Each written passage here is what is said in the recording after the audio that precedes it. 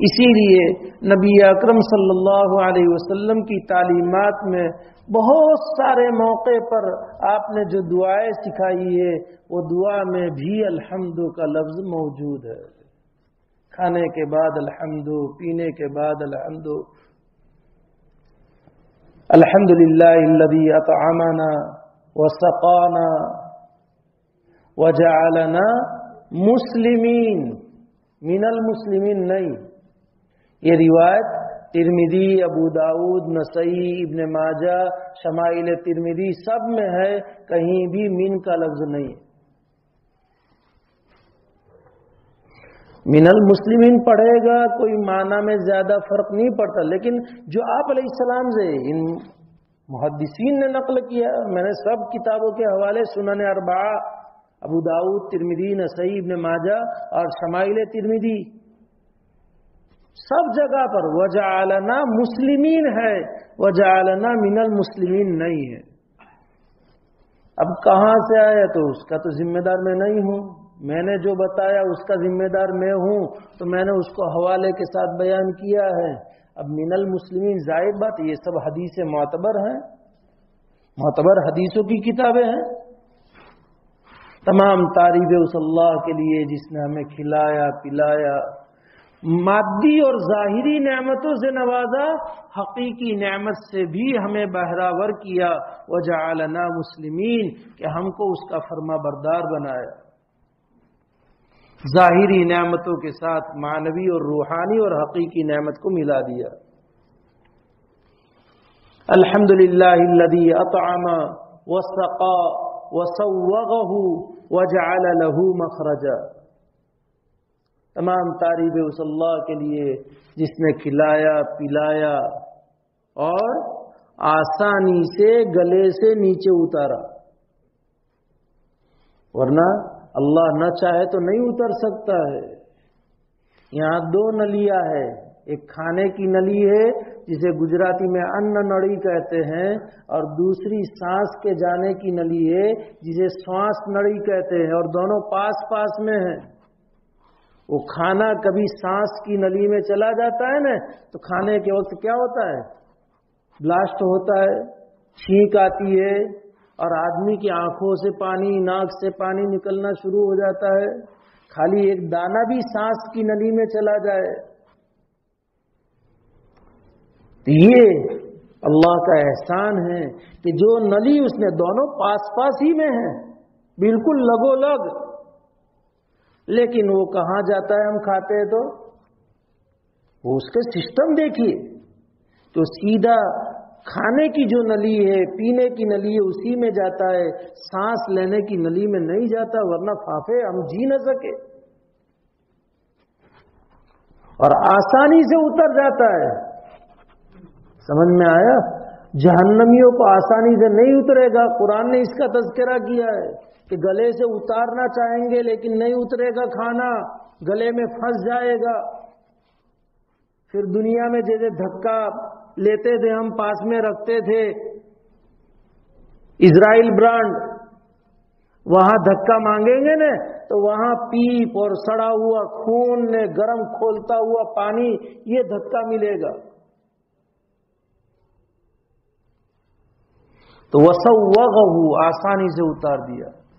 یہاں رک کر کے جب میں یہ حدیث اور یہ دعا بتاتا ہوں تو یہ ضرور بتاتا ہوں میں کہ اگر انسان نے کھانے کے بعد یہ دعا پڑھ لی، وسوغہ پر اللہ کا شکر ادا کیا، تو یہ سمجھ لو کہ اس کے منہ، اس کے دانت، اس کے گلے اور کھانے کی نلی کے کینسر سے اور بیماریوں سے وہ محفوظ ہو گیا.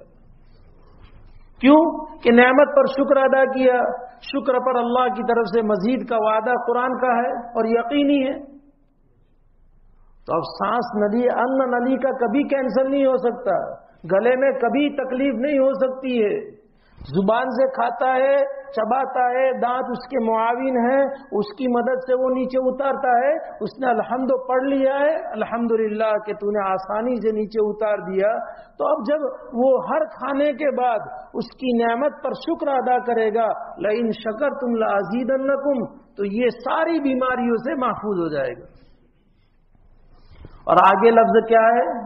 وَجَعَلَ لَهُ مَخْرَجًا، کہ فاسد مادہ، چونکہ لیور یہ مین انسانی جسم میں، جیسے ہمارے گھر میں مین اس کا ایریا کچن کا ہے کہ بھئی کچن مضبوط تو گھر کے احوال مضبوط، کچن والی مضبوط، تو پھر مفتی صاحب کی مہمانی میرا خالی نام لیتا ہوں، میں نے کہا کہ میں اپنی ہی مثال لیتا ہوں تاکہ مجمع میں سے کسی کی مثال سے کسی کو برا نہ لگے، اس لیے ہمیشہ اپنی ہی مثال۔ مفتی صاحب کی مہمانی بہت ٹاپ، کیونکہ وہاں کیوں کھانے والے پکانے والے زوردار۔ سمجھ میں آیا؟ ابھی میں نے اتوار کو یہ بات کہی تھی، اب اس مناسبت سے تھوڑا بیچ میں کہہ دوں۔ دیکھو گھروں میں کھانے بننے کا رواج کم ہوتا جا رہا ہے، بس تیار منگوا لو، ڈیمانڈ بھی ہوم منسٹری کی طرف سے ہوتی ہے کہ تھک گئے ہیں، چھوٹے چھوٹے بچے ہیں، پکانے کا ٹائم نہیں ہے، اور خاص طور پر جب مہمان ہو تو باہر کا ہی کھانا ہوئے۔ یاد رکھو گھر میں جو کھانا بنے گا اور باہر کے کھانے میں زمین اور آسمان کا فرق۔ ہماری عورتیں چاہے کچھ بھی ہو،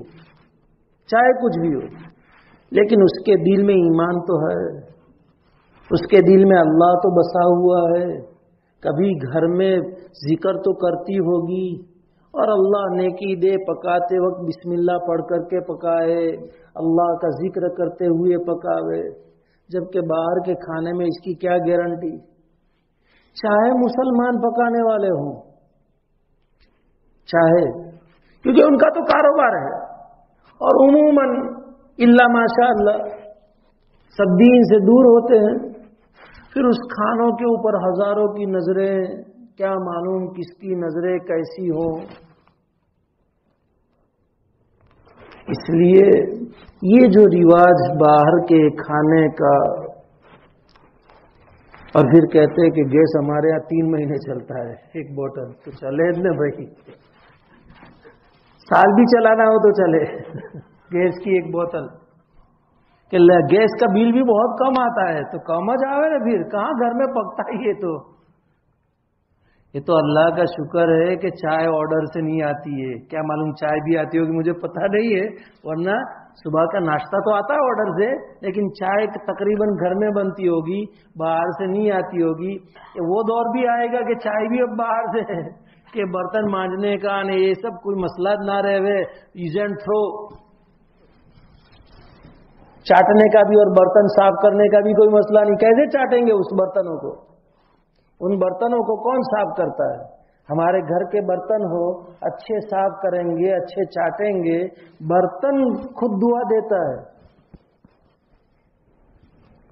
یوز اینڈ تھرو میں صاف کرنے کا کوئی سوال پیدا نہیں ہوتا، اور کوئی اگر صاف کرے گا آئس کریم کی کٹوری انگلی سے چاٹ کر، اس کو بے ادبی سمجھی جاتی ہے۔ صاف کہہ رہا ہوں، لوگ اسے بے ادبی سمجھ رہے ہیں۔ اَأَتْرُكُ سُنَّةَ نَبِيِّ لِهَؤُلَاءِ الْحُمَقَاءِ،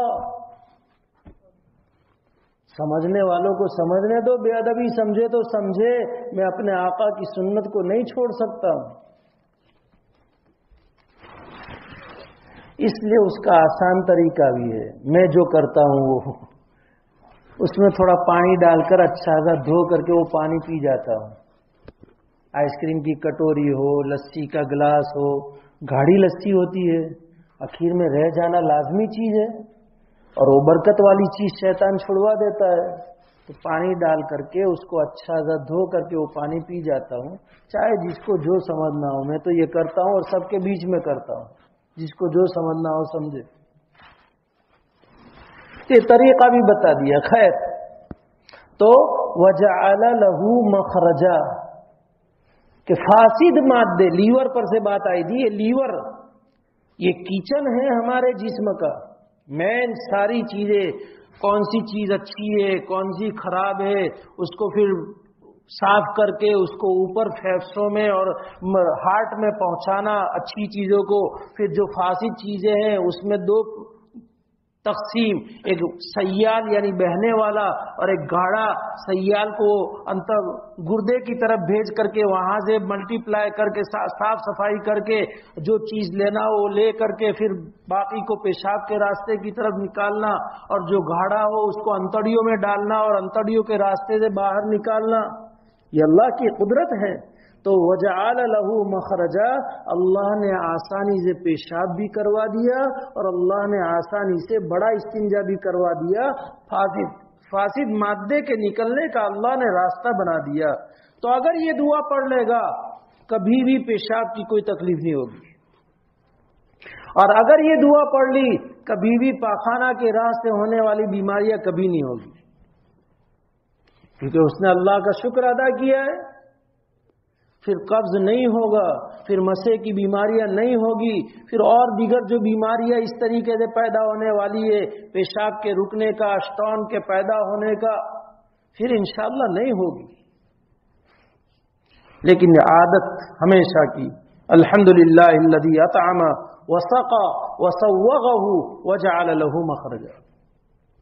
شروع میں بسم اللہ پڑھ کر کھانا کھائے، اور کھانا کھانے کے بعد الحمدللہ الذی اطعمنی ھذا الطعام ورزقنی من غیر حول منی ولا قوہ پڑھ لو، حساب نہیں ہوگا کھانے کا۔ حضرت شیخ رحمۃ اللہ علیہ نے فضائل میں یہ واقعہ نقل کیا ہے، پورا تفصیل سے واقعہ ہے، میں اس واقعے کی طرف نہیں جانا چاہتا ہوں۔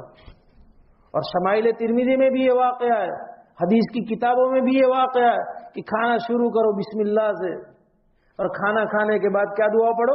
الحمدللہ الذی اطعمنی ھذا الطعام، تمام تعریف اس اللہ کے لیے جس نے ہمیں کھانا کھلایا، ورزقنی، اور اللہ نے مجھے یہ نعمت دی میری طاقت کے بغیر، من غیر حول منی ولا قوہ۔ انسان چاہے وہ لا سکتا ہے، چاہت تو بہت ہوتی ہے لیکن ہر چاہت پوری نہیں ہوتی ہے۔ اللہ نے مجھے یہ نعمت دی، میری طاقت کے بغیر یہ نعمت دی ہے، حساب نہیں ہوگا کھانے کا۔ بیت الخلاء سے نکلے اس وقت بھی یہی دعا ہے، غفرانک الحمدللہ الذی اذھب عنی الاذی وعافانی۔ کبھی بھی پیشاب کی تکلیف نہیں ہوگی اور کبھی بھی قبض وغیرہ کی تکلیف نہیں ہوگی اگر اس نے یہ دعا یقین کے ساتھ پڑھ لی ہے، کیونکہ اس پاخانے کے اور خراب چیزوں کے نکلنے پر اس نے اللہ کا شکر ادا کیا کہ اس نے مجھے عافیت دی۔ پیشاب زور سے لگتا ہے اس وقت ہمارا کیا حال بنتا ہے، جب تک کہ پیشاب نہیں کر لیتے اور کھل کر کے پیشاب نہیں ہو جاتا ہے، اٹک اٹک کر کے ہوتا ہے تو بھی کیا پریشانی ہوتی ہے۔ قبض جسے ہوتا ہے اور 15-20 منٹ ٹوائلٹ میں لگتے ہیں، اس کا کیا حال بنتا ہے۔ لیکن الحمدللہ الذی عافانی، مجھے عافیت دے دی، اذھب عنی الاذی، تکلیف دہ چیز کو مجھ سے دور کر دیا اور مجھے عافیت دی، کبھی بھی نہیں ہوگا۔